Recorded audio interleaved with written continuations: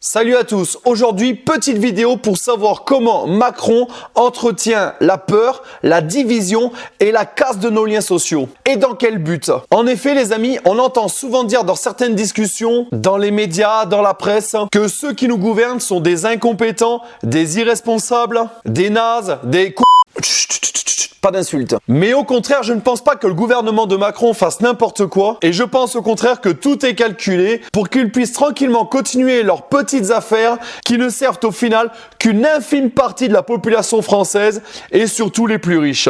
Alors pour arriver à son but, on l'a dit, le gouvernement de Macron entretient trois choses, la peur, la division et la casse des liens sociaux. On commence donc par la peur et le rôle des médias pour entretenir celle-ci, avec de l'information du bourrage de crâne sur le Covid-19 qui tourne en boucle en permanence sur les radios, sur les télés, dans la presse, même sur les réseaux sociaux comme Facebook. Et ça dure depuis plus d'1 an. Pour accentuer la peur également, on a fait rentrer des nouveaux mots ou des nouvelles expressions dans le vocabulaire que l'on utilise tous les jours, comme cas contact, déconfinement, reconfinement, les métiers essentiels, les métiers non essentiels, les clusters, les fêtes clandestines, les repas clandestins, etc. Tous les jours également, on nous parle de crise sanitaire et cette expression, on doit l'entendre ou la lire, je sais pas moi, des dizaines de fois. Mais qu'est-ce qu'on appelle crise sanitaire? Est-ce qu'il y a des morts à tous les coins de rue? Est-ce que les malades s'entassent sur les trottoirs devant les hôpitaux? La réponse est non, bien entendu. Ce n'est pas une crise sanitaire, c'est juste que toutes les mesures qu'ils ont prises depuis des années pour casser l'hôpital,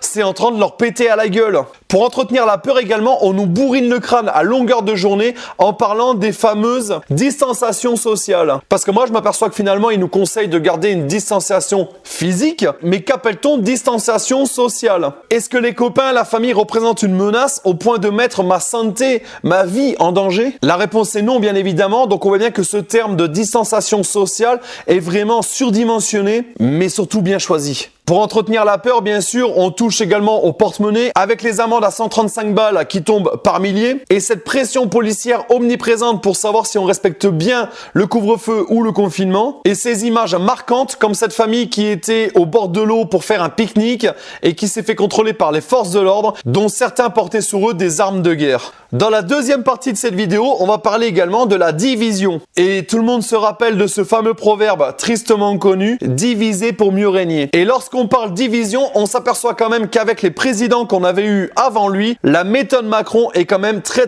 puissante. En effet les amis, je m'aperçois que durant ces derniers mois, jamais je n'ai senti les Français autant divisés sur autant de sujets. La division se porte au niveau politique, au niveau religieux et culturel, mais également au niveau social. Et bien entendu, les Français sont extrêmement divisés sur les mesures sanitaires qui sont prises pour lutter donc contre le Covid-19. Et tout ça, bien sûr, ça se confirme avec la hausse de la délation en France pour tout et n'importe quoi, pendant que les filles continuent à se faire agresser dans le métro pendant que personne ne bouge. Et enfin les amis, troisième partie de cette vidéo, c'est donc la casse des liens sociaux. Et là, depuis 1 an, le gouvernement Macron, il met sacrément le paquet. Fête interdite et très sévèrement réprimée. Et avec notamment le chef d'accusation extrêmement grave de mise en danger de la vie d'autrui. Mais qu'est-ce qu'il y a? Il a voulu tuer quelqu'un en mettant de la musique? Et tout ça, c'est super bien appuyé par les médias qui nous balancent en boucle à longueur de journée les termes de fête clandestine, de repas clandestins, de rassemblement interdit sur la voie publique.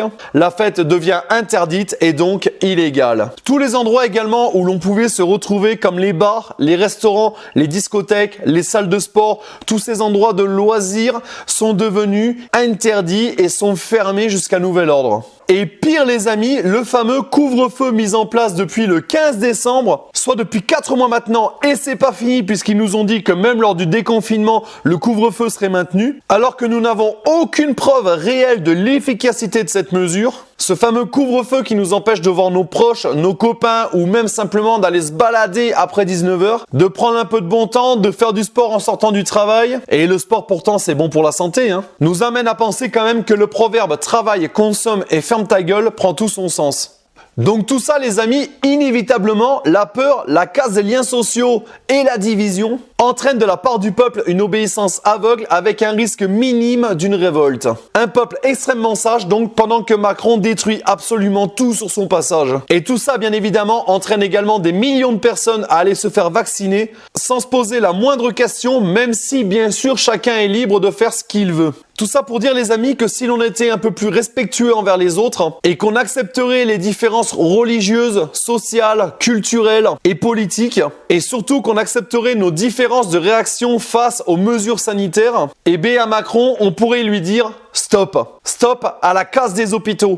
Stop également à la casse des retraites, du chômage, de la santé, des écoles, de la justice. Stop également à l'évasion fiscale et à toutes les aides qu'on donne aux très grosses entreprises qui, par derrière, licencient à tour de bras. Stop aussi à toutes les hausses des différentes taxes et impôts qui nous pourrissent la vie. Et stop au fait d'être des vaches à lait à chaque fois qu'on prend la bagnole. Et enfin les amis, on pourrait dire stop à tous les avantages des pourris qui nous gouvernent, et de ceux qui nous gouvernent plus d'ailleurs. Stop au cumul des mandats, stop au montant de leurs retraites qui sont complètement fous, et surtout de leur imposer un casier judiciaire vierge, et ça à mon avis, ça ferait le ménage. Après bien sûr, si on se met à rêver, on peut citer la prise en compte du vote blanc, une meilleure répartition des richesses, la baisse des taxes et charges sur les petites entreprises, etc., etc.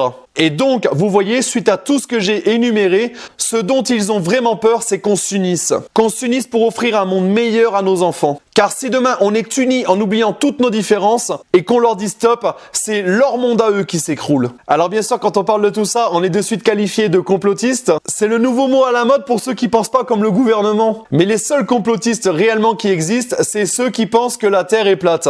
Les autres sont juste des personnes qui pensent. Tout court. Allez voilà les amis, si cette vidéo vous a plu, je vous laisse liker et partager celle-ci. Et je vous laisse également vous abonner à la page Facebook et à la chaîne YouTube. D'autres vidéos arrivent prochainement. C'était Kent, le complot de la théorie. Bye!